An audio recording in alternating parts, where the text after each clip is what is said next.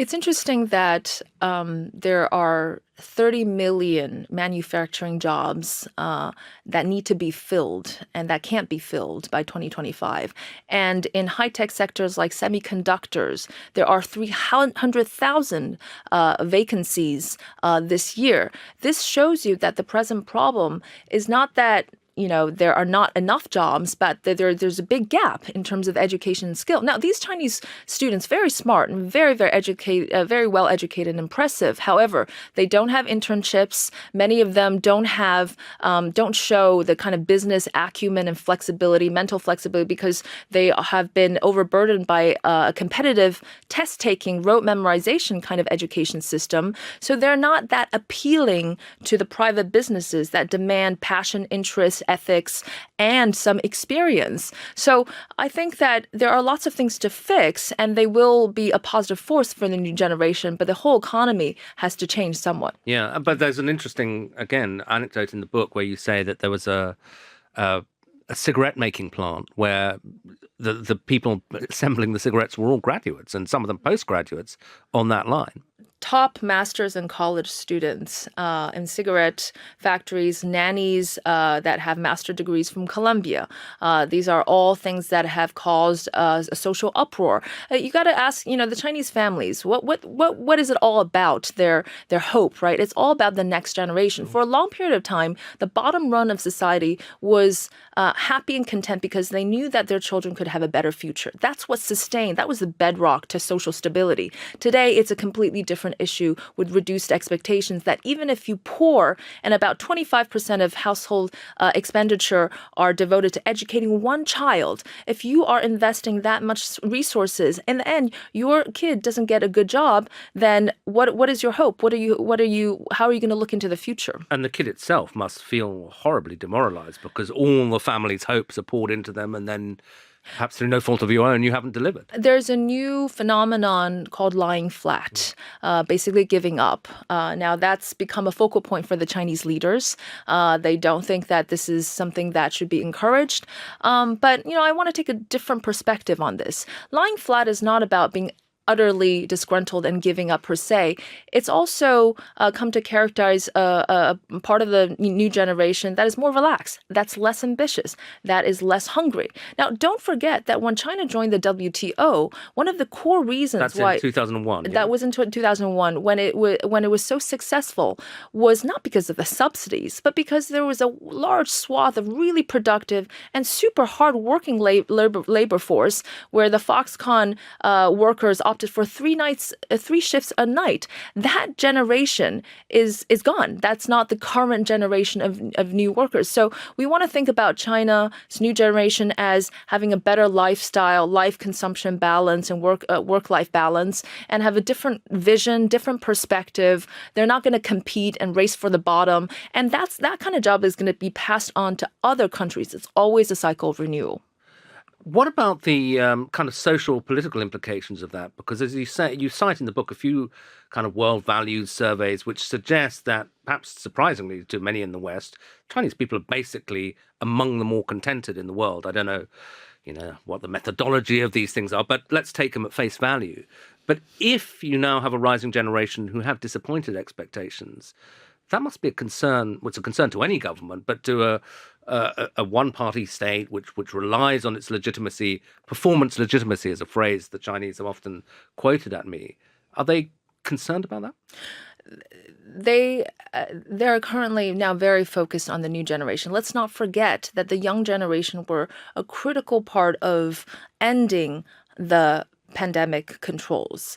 And so their credibility, their legitimacy rests on the trust of this new generation. So there are a variety of things that the Chinese government is doing. For instance, expanding the capacity and quality of vocational schools. The gap in manufacturing, as I spoke about, is because China is primarily still a manufacturing-based economy. So they want to educate and equip these students, the new generation, with the right skill set to fill that gap. They are expanding the service sector, where many of these highly educated people can be absorbed more than manufacturing sectors. So, and even, the common prosperity policies, which includes, trying to crack down on technology and education sectors. Of course, it was unfortunately implemented and had severe consequences on the economy. But by design and intention, they were trying to make the society more harmonious, less competitive, more This is where they said they almost overnight said private tutoring illegal and that why was that done? Because they felt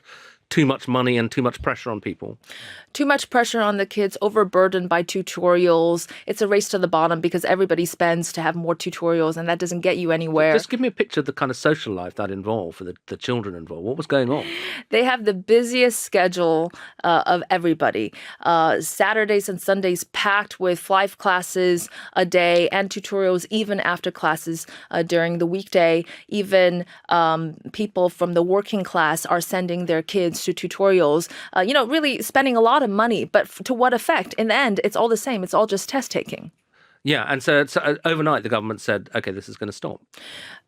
There were also, exploitative motivations of these private tutorial companies. So I think the intention is not a wrong one, but you basically killed a part of the industry overnight.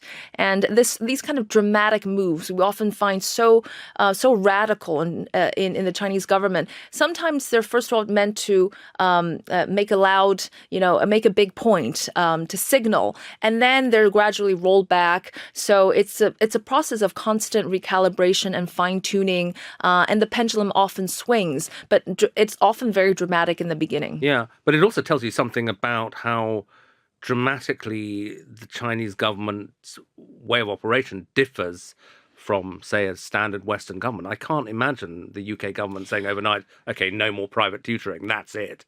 Couldn't be done, really. The Western governments have argued for a long time about regulating big tech, regulating AI, and little is done.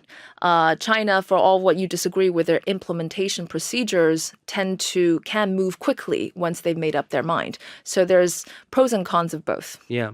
Just on this aging thing, I mean, one of the great things that you hear all the time is this phrase that China will get old before it gets rich, that inadvertently, Deng Xiaoping kind of put a landmine under the Chinese economy because dependency ratios are going to go wild out of whack. You'll have a shrinking population, an aging population, and that this is what, in the end, will slow the Chinese economy down, cause it big problems. What's your take on that? I don't agree with the view that aging is what's going to cause the Chinese economic slowdown. As I mentioned, I think deploying the most productive and educated part of the labor force today is a more pressing issue. But also, I tend to believe that the economy is endogenous, that technologies and demographics interact with each other, that there will be more adoption of labor-saving technologies, just as the case in Japan. And we're now talking about artificial intelligence displacing many jobs. The question is, can you get the right kind of education to deal with a modern economy? Can you get the people who are present, who are educated to do fulfilling jobs? And here, I think the government can play a big role. And by the way, if you look at the economic impact of demographics across countries internationally, something I've done research on, it doesn't show up as a significant factor driving major slowdowns in the economy.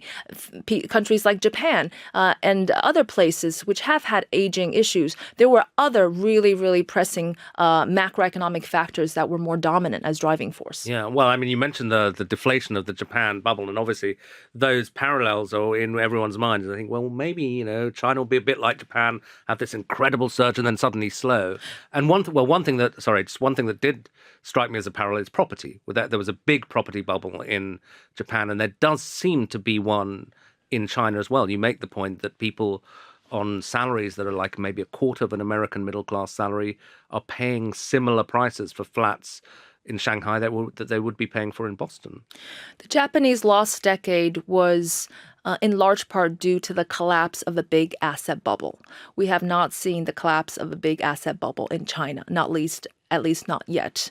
Even with the reining in the property sector, we've seen investment slow down, negative investment growth, but the prices have not fallen dramatically. And the reason is multiple fold, but one is that there's still a huge pent-up demand for urban properties. If you think about the Chinese rural population, by the way, 600 million of which have not even reached middle income by international standards, they all want an apartment in urban areas. It's a status symbol. As I mentioned in the book, bachelors want to have a property to kind of showcase that they are eligible. So the pent-up demand is there. There was an oversupply for a period of time because property for all this time was a quick win, and that has just completely changed. But it's nowhere like Japan, where there was a big collapse and a break of the bubble currently. So I don't think that China is going to suffer from a Japanese economic decline.